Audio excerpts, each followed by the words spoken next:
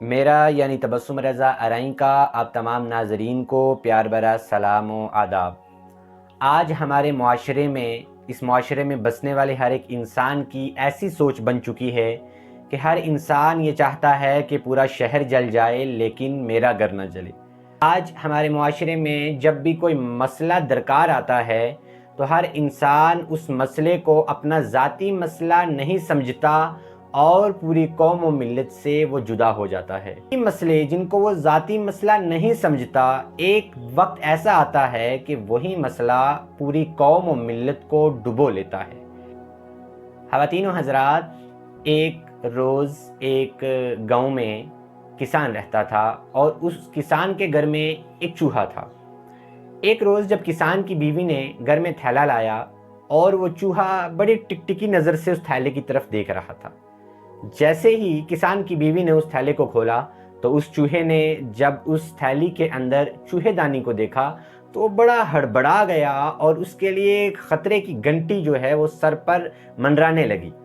وہ چوہا دوڑتا دوڑتا اپنے دوست کبوتر کے پاس گیا اور کبوتر کو بولنے لگا، ارے آج تو گھر میں چوہے دانی آ گئی، لہٰذا میرے لیے تو بڑا خطرہ آ گیا۔ تو کبوتر نے بولا، بھائی میں اس میں کچھ نہیں کر سکتا، یہ تمہارا مسئلہ ہے، یہ تمہارے لیے خطرہ ہے، مجھے تو اس سے کوئی خطرہ نہیں۔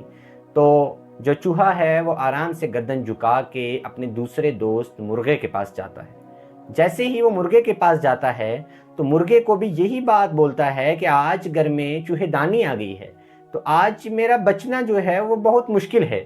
تو وہ جو مرغہ ہے وہ بھی اس کو یہی جواب دیتا ہے کہ اس سے مجھے کوئی فرق نہیں پڑنے والا، اس سے تمہاری جان کو خطرہ ہے، لہٰذا میرے پاس اس کے لیے کوئی صلاح مشورہ نہیں ہے۔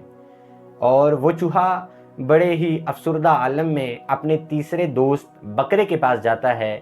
جب بکرے کے سامنے وہ اپنے دل کے حالات کو رکھتا ہے، بکرے کے سامنے جا کر کہتا ہے کہ آج گھر میں چوہے دانی آ گئی ہے اور میری زندگی کو بڑا خطرہ ہے، تو وہ جو بکرا ہے وہ بھی ہنس کے جواب دیتا ہے کہ اس سے میری طبیعت پر کوئی فرق نہیں پڑنے والا، لہٰذا چوہے اور بکرے میں تو یہی بڑا فرق ہے کہ جو چوہا ہے وہ ایک چوہے دانی سے ڈرتا ہے اور جو بکرا ہے اس کو اس چیز کا کوئی فرق نہیں ہے۔ تو جیسے ہی اندھیرا پڑا تو کسان کی بیوی نے اس چوہے دانی کو بڑے ہی اچھے انداز میں اس کو سائڈ پر رکھ دیا چوہے کو پکڑنے کے لیے۔ جب اندھیرا پڑا تو رات کا عالم تھا تو ٹک کر کے ایک آواز آئی، تو کسان کی بیوی چوہے دانی کے پاس گئی۔ چوہے دانی کے پاس جانے کے بعد جب اس نے اس چوہے دانی کو دیکھا تو اس میں ایک سانپ تھا، چوہا نہیں تھا، کیونکہ اس سانپ کی جو دم تھی وہ اس چوہے دانی میں پھنس چکی تھی۔ جیسے ہی اس نے اس سانپ کو وہاں سے باہر نکالنے کی کوشش، سانپ نے اس کو ڈس لیا۔ جیسے ہی سانپ نے اس کو ڈسا تو جو کسان تھا اس نے اپنی بیوی کو حکیم کے پاس لے کے گیا۔ حکیم نے کہا کہ آپ کی بیوی کو سانپ کا زہر چڑھ گیا ہے، لہٰذا اگر آپ اپنی بیوی کو کبوتر کھلا دیں تو آپ کی بیوی تندرست ہو سکتی ہے۔ تو کسان نے کیا کیا کہ کبوتر کو سب سے پہلے لیا، تو کبوتر کو ذبح کیا اور کبوتر کو کیا کر دیا، اپنی بیوی کو کھلا دیا۔ اب اسی بیوی کا پتہ لگانے کے لیے جب اہل و عیال اور آس پاس کے لوگ آئے تو گھر میں کھانے کے لیے کوئی سامان نہیں تھا، تو کسان نے اسی مرغے کو پکڑا اور اسی کو ذبح کر کے ان مہمانوں کو کھلا دیا۔ تو جب مہمانوں کو کھلایا تو یہ وہی کبوتر اور وہی مرغا تھے کہ جنہوں نے کہا تھا کہ یہ ہمارا مسئلہ نہیں ہے۔ جب اس مرغے کو بھی کھلایا تو 5-7 دن گزرے تو وہ جو کسان کی بیوی تھی اس کو زہر چڑھ گیا اور وہ پوری طریقے کے ساتھ مر گئی۔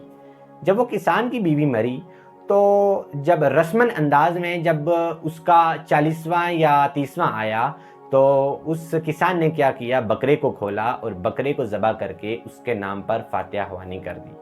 تو اب یہ وہی ہستیاں تھیں، یہ وہی کبوتر تھا، یہ وہی بکرا تھا، یہ وہی مرغا تھا جو کہتے تھے کہ ہماری ذات پر اس چوہے دانی کا کوئی اثر نہیں پڑے گا، لیکن وہ جو چوہا تھا وہ تو محفوظ رہا۔ سب سے زیادہ اثر جو ہے وہ کبوتر پر، مرغے پر اور بکرے پر پڑا، تو چوہے نے تو اپنی جان کو بچا لیا۔ جیسے ہی یہ چوہے نے یہ عالم دیکھا چوہا وہاں سے بھاگ گیا۔ حضرات و خواتین، اب غور کرنے کی بات یہ ہے کہ جو مرغا، جو کبوتر اور جو بکرا یہ کہتے تھے کہ یہ ہمارا مسئلہ نہیں ہے، حقیقتاً بعد میں کیا ہوا کہ جس کا مسئلہ تھا وہ تو بیچ میں آیا ہی نہیں، اور جو کہتے تھے ہمارا مسئلہ نہیں ہے وہ بہت برے طریقے کے ساتھ پھنس گئے۔ اس لیے اس کہانی سے ہمیں یہ سبق ملتا ہے کہ اگر ہمارے معاشرے میں کوئی مصیبت میں ہے تو آپ یہ مت سمجھیے کہ یہ خالص اس کا مسئلہ ہے۔ اگر ہمارے معاشرے میں کوئی برائی پھیل رہی ہے تو آپ یہ مت سوچئے کہ یہ فلاں گھر کا مسئلہ ہے، اس کو اپنے گھر کا مسئلہ جانیے، کیونکہ کل کہیں ایسا نہ ہو کہ جو مسئلہ آپ دوسروں کے ذمہ لگا رہے ہو کل اسی میں آپ کا اس کی زد میں آپ کا گھر بھی نہ آ جائے۔